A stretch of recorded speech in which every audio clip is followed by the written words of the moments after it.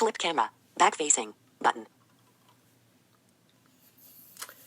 Hello, everyone. Let me just Speech off. turn the speech off on that.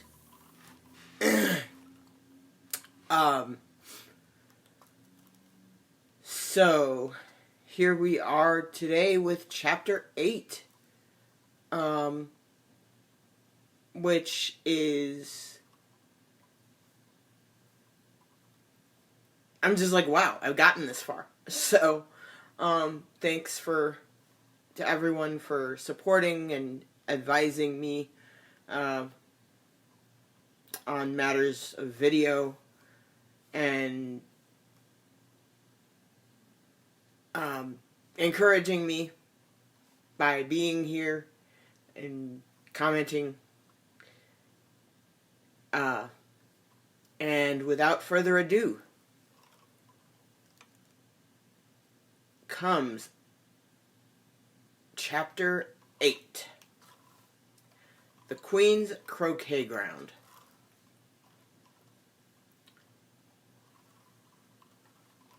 A large rose tree stood near the entrance of the garden. The roses growing on it were white, but there were 3 gardeners at it, busily painting them red. Alice thought this was a very curious thing, and she went nearer to watch them. And just as she came up to them, she heard one of them say, "Look out now, Five. Don't go splashing paint over me like that." "I couldn't help it," said Five in a sulky tone. 7 jogged my elbow. On which 7 looked up and said, "That's right, 5. Always lay the blame on others."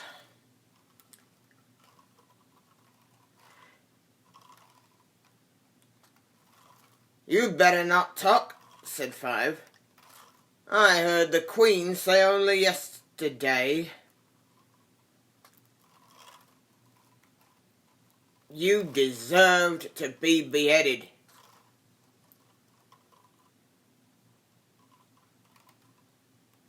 "What for?" said the one who had spoken first.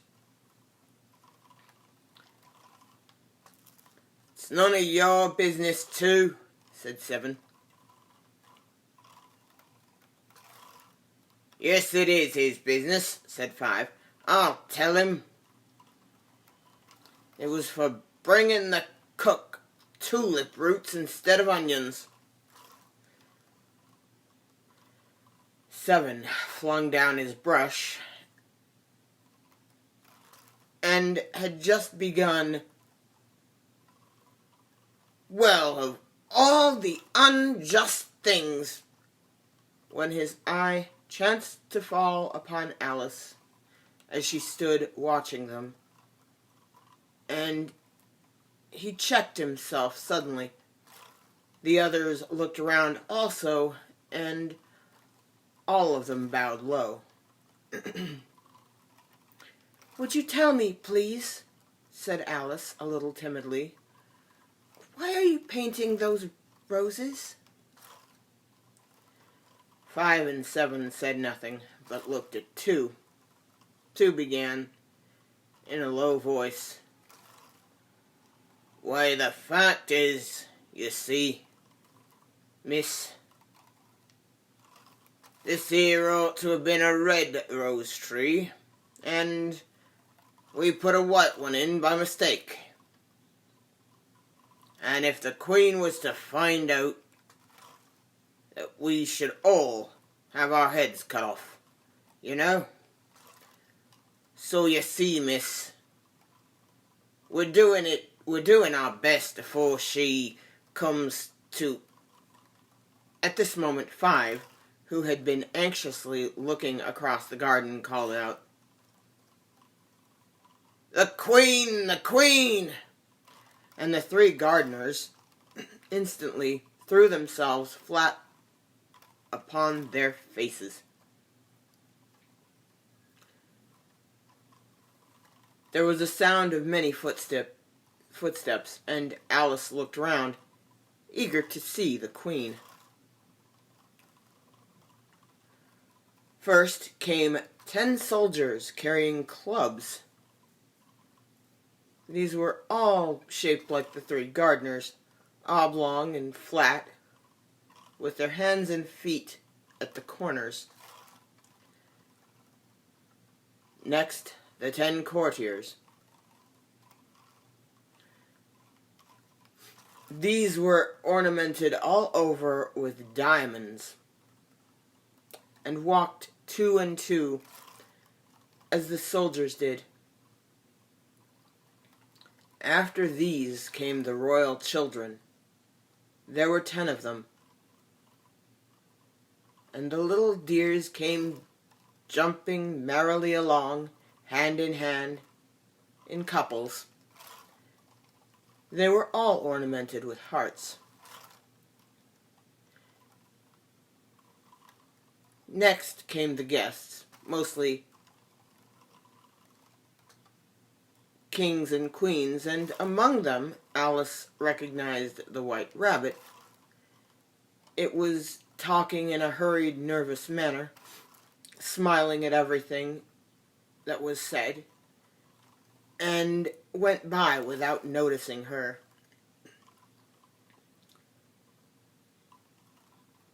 Then followed the Knave of Hearts, carrying the king's crown on a crimson velvet cushion.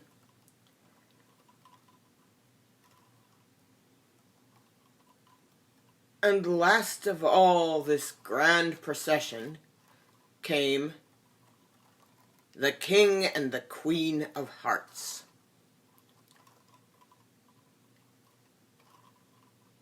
Alice was rather doubtful whether she ought not to lie down on her face like the three gardeners, but she could not remember ever having heard of such a rule at processions.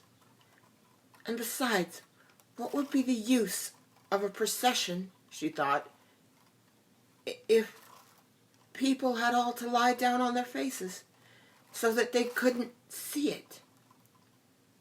So she stood where she was and waited. When the procession came opposite to Alice, they all stopped and looked at her, and the Queen said severely,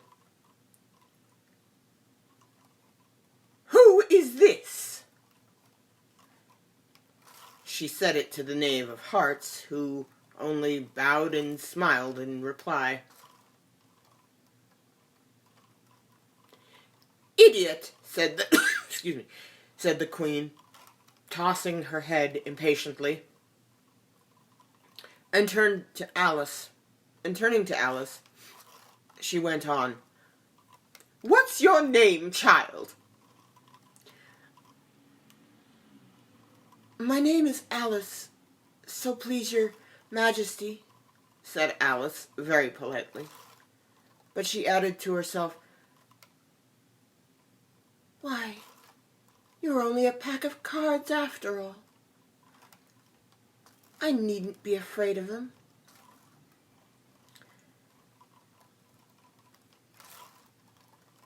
"And who are these?" said the Queen, pointing to the three gardeners who were laying round the rose tree. For, you see,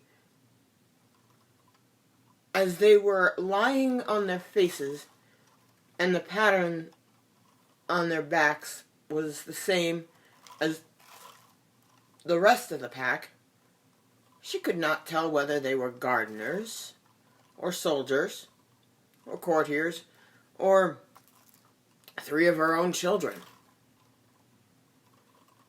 "How should I know?" said Alice, surprised at her own courage. "It's no business of mine."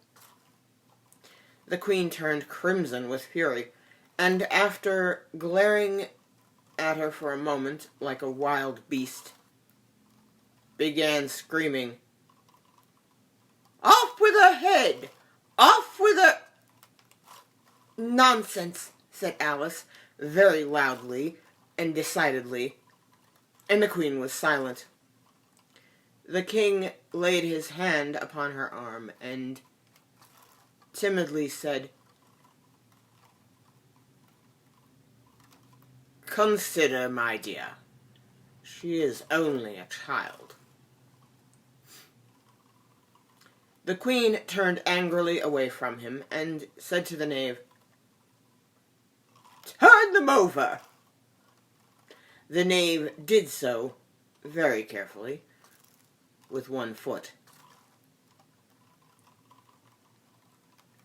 "Get up," said the queen in a shrill, loud voice, and the three gardeners instantly jumped up again and began bowing to the king and queen, the royal children, and everybody else.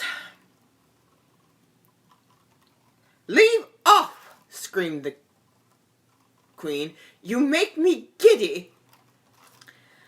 And then, turning to the rose tree, she went on, "What have you been doing here?"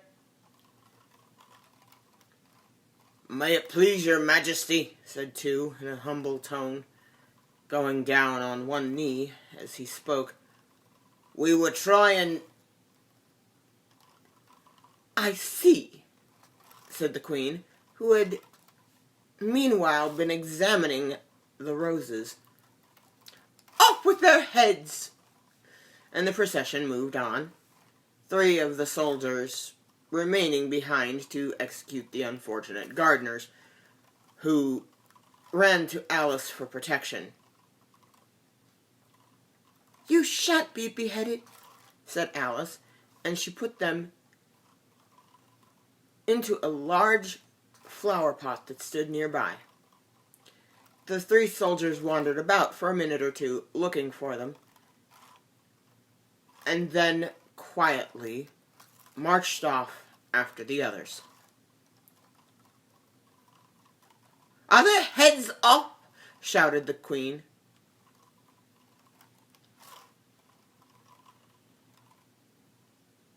"Their heads are gone, if it please your majesty," the soldiers shouted in reply. "That's right!" shouted the queen. "Can you play croquet?" The soldiers were silent and looked at Alice, as the question was evidently meant for her. "Yes," shouted Alice. "Come on then," roared the queen, and Alice joined the procession, wondering very much what would happen next.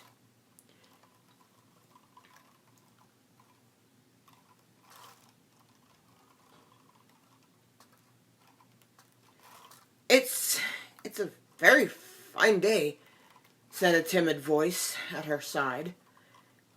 She was walking by the white rabbit, who was peeping anxiously into her face. "Very," said Alice. "Where's the Duchess?" "Hush, hush," said the rabbit in a low, hurried tone.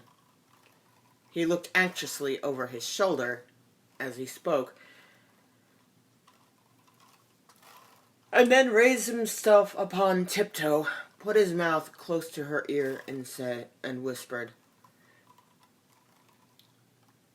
"She's under sentence of execution." "What for?" said Alice. "Did you say, 'what a pity'?" the rabbit asked. "No, I didn't. I don't think it's at all a pity. I said, 'what for?'"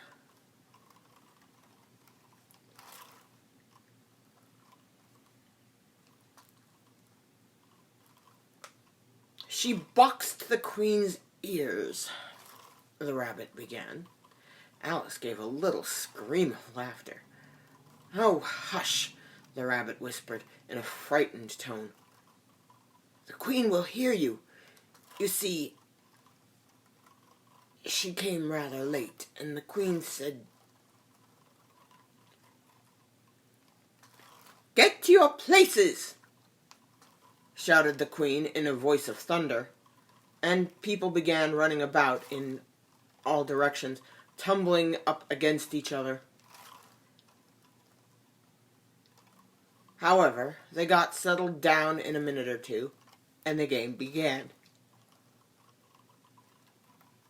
Alice thought she had never seen such a curious croquet ground in her life. It was all ridges and furrows, and the croquet balls were live hedgehogs, and the mallets live flamingos, and the soldiers had to double themselves up and stand on their hands and feet to make the arches. The chief difficulty, Alice found at first, was in managing her flamingo. She succeeded in getting its body tucked away, comfortably enough, under her arm, with its legs hanging down, but generally, just as she had got its neck nicely straightened out and was going to give the hedgehog a blow with its head, it would twist itself round and look up into her face with such a puzzled expression that she could not help bursting out laughing. And when she had got its head down and was going to begin again, it was very provoking to find that the hedgehog had unrolled itself and was in the act of crawling away. Besides all this, there was generally a ridge or a furrow in the way wherever she wanted to send the hedgehog to, and as the doubled up soldiers were always getting up and walking off to other parts of the ground, Alice soon came to the conclusion that it was a very difficult game indeed.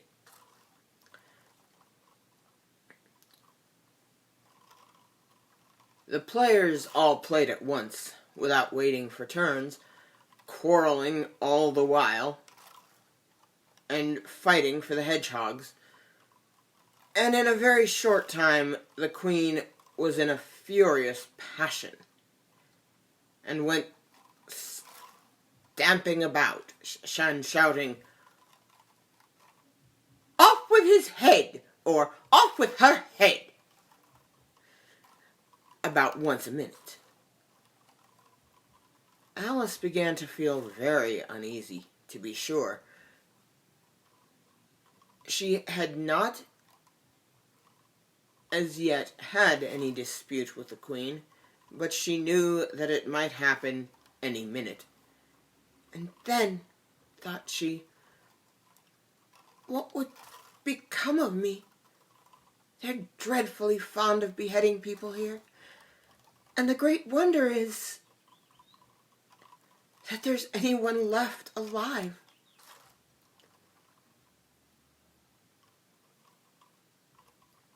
She was looking about for some way of escaping, and wondering whether she could get away without being seen, when she noticed a curious appearance in the air. It puzzled her very much at first, but after watching it a minute or two, she made it out to be a grin, and she said to herself, "It's the Cheshire Cat. Now I shall have someone to talk to."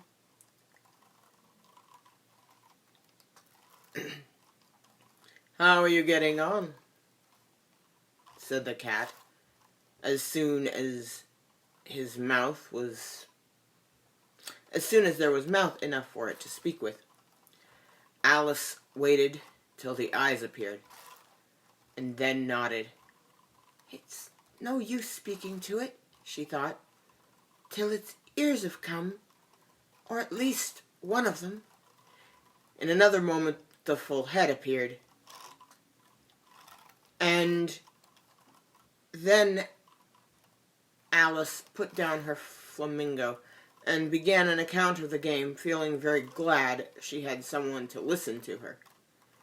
The cat seemed to think that there was enough for now.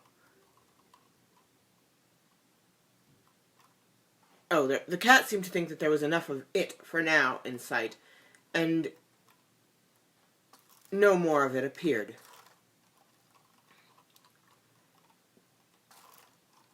"I don't think they play at all fairly," Alice began in a rather complaining tone. "And they all quarrel so dreadfully, one can't hear oneself speak. And they don't seem to have any rules in particular. At least, if there are, nobody attends to them. And you've no idea how confusing it is. All the things being alive. For instance, there's the arch I've got to go through. Next, walking about in the other end of the ground.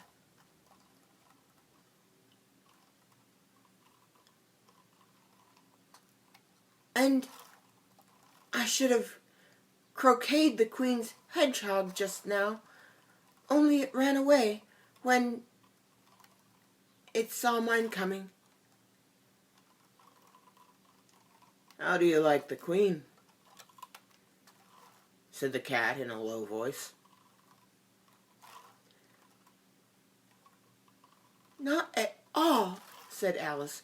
"She's extremely—" Just then she noticed that the Queen was close behind her, listening, and she went on, "likely to win, and it's hardly worthwhile to finish the game." The Queen smiled and passed on.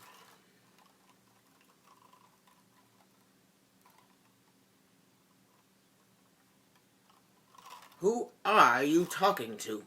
said the Queen, coming up to Alice, and looking at the cat's head with great curiosity. "It's a friend of mine, a Cheshire cat," said Alice. "Allow me to introduce it." "I don't like the look of it at all," said the King. "However, it might kiss my hand if it likes." "I'd rather not," the cat remarked. "Don't be impertinent," said the King, "and don't look at me like that." He got behind Alice as he spoke.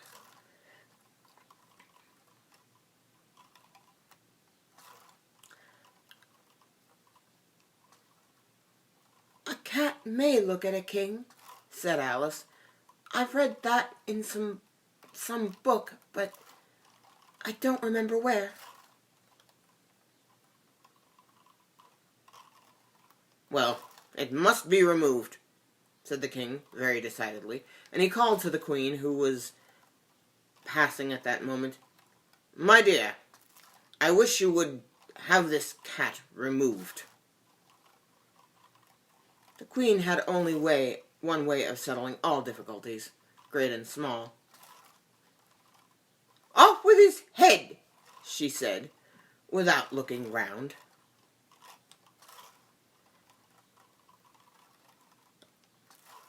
"I'll fetch the executioner myself," said the King eagerly, as he hurried off. Alice thought she might just as well go back and see how the game was going on, but she heard the queen's voice in the distance, screaming with passion. She had already heard her sentence 3 of the players to be executed for having missed their turns. What turns? And she did not like the look of things at all, as the game was in such confusion that she never knew whether it was her turn or not. So she went off in search of her hedgehog. The hedgehog was engaged in a fight with another hedgehog, which seemed to Alice an excellent opportunity for croqueting one of them with the other. The only difficulty was that her flamingo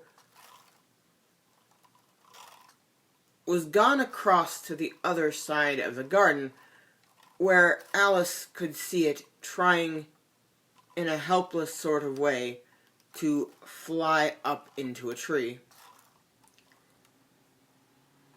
By the time she had caught the flamingo and brought it back, the fight was over, and both of the hedgehogs were out of sight.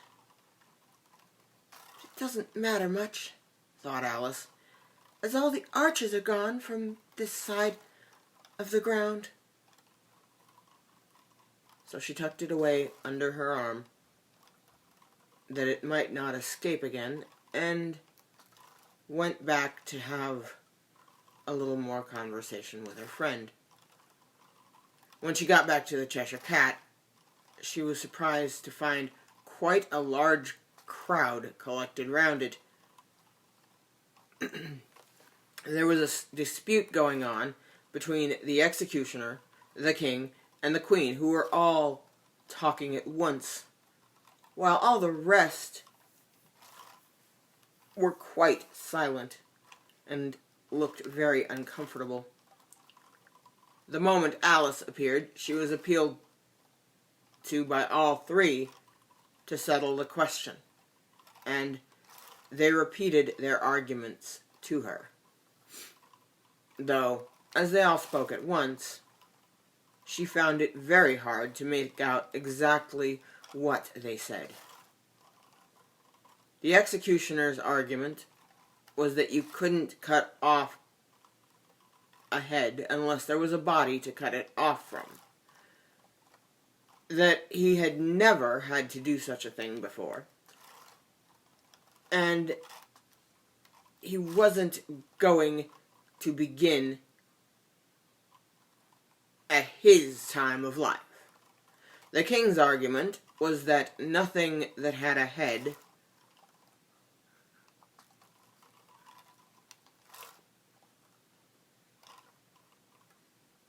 Wait a minute.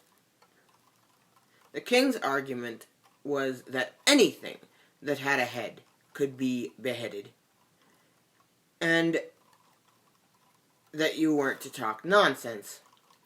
The queen's argument was that if something isn't done about it in less than no time, she'd have everybody executed all round.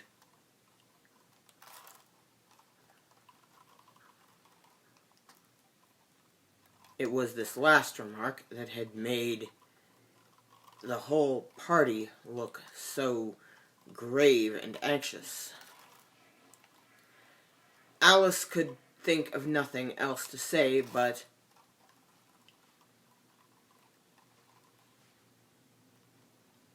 "It belongs to the Duchess. You'd better ask her about it." "She's in prison," the queen said to the executioner. "Fetch her here." The executioner went off like an arrow. The cat's head began fading away, and the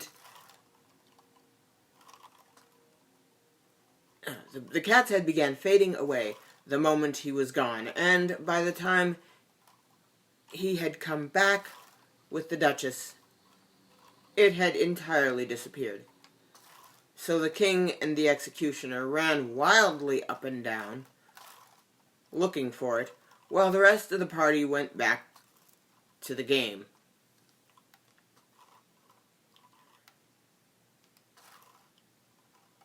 And that is Chapter 8.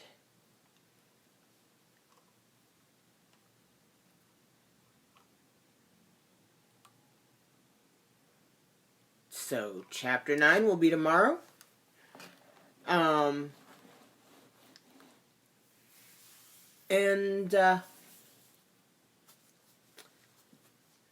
As always, let me know if you have any thoughts on anything. I know my reading isn't perfect, but then my braille display isn't perfect. So,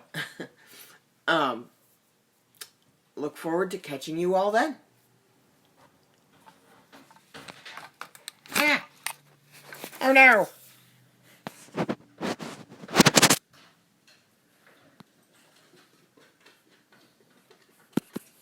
Speech on. Formats. Button. Comment section. Linda Van Hughes is watching. Oh, hey Linda. Finish. Button.